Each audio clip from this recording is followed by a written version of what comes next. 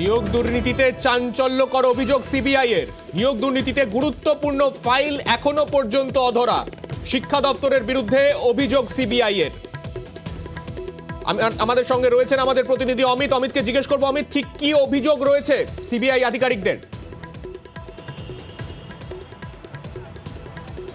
দেখো, এসএসসির মাধ্যমে যে শিক্ষক নিয়োগ হয়েছিল সেই শিক্ষক নিয়োগের আগে লাস্ট যে চূড়ান্ত বৈঠক হয়েছিল সেই বৈঠকে কী কী সিদ্ধান্ত নেওয়া হয়েছিল এবং যে সমস্ত সিদ্ধান্ত নেওয়া হয়েছিল সেই সংক্রান্ত কিন্তু ফাইল এখনো পর্যন্ত হাতে পায়নি সিবিআই।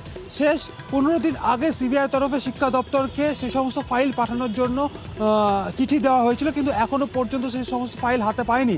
9 তারিখে অর্থাৎ জানুয়ারি মাসের 9 তারিখে কলকাতা হাইকোর্টে কম্প্রিহেন্সিভ রিপোর্ট দেওয়ার কথা এসএসসি মামলার। সেক্ষেত্রে সেই সমস্ত ফাইল এই রিপোর্ট তৈরি করার ক্ষেত্রে যথেষ্ট তাৎপর্যপূর্ণ এবং গুরুত্বপূর্ণ বলে সিবিআই কর্তারা মনে করছেন। সেই জায়গা থেকেই গত 15 দিন আগে তারা তদবির করেছিল বা চিঠি দিয়ে সেই সমস্ত ফাইল চেয়ে পাঠানো হয়েছিল।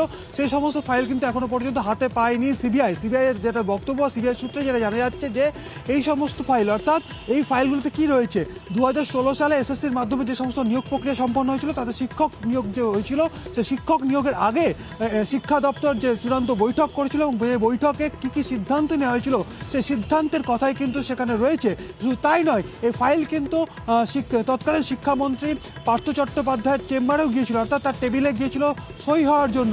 সেই কারণে এই ফাইল যথেষ্ট গুরুত্বপূর্ণ। এই শিক্ষক নিয়োগের আগে শিক্ষা দপ্তর কি সিদ্ধান্ত নিয়েছিল সেই ফাইল কিন্তু এখনো কিন্তু হাতে পায়নি সিবিআই। সিবিআই তরফে যেটা অভিযোগ করা হচ্ছে যে 15 দিন আগে চিঠি দেওয়া হয়েছে শিক্ষা দপ্তরকে, কিন্তু তাও তারা কিন্তু হাতে পায়নি। সেক্ষেত্রে 9 তারিখ তারা যেহেতু কম্প্রিহেন্সিভ রিপোর্ট দেবেন, সেই রিপোর্ট তৈরি করার ক্ষেত্রে ফাইল যথেষ্ট গুরুত্বপূর্ণ, এমনটা কিন্তু সিবিআইয়ের দাবি। ধন্যবাদ অমিত।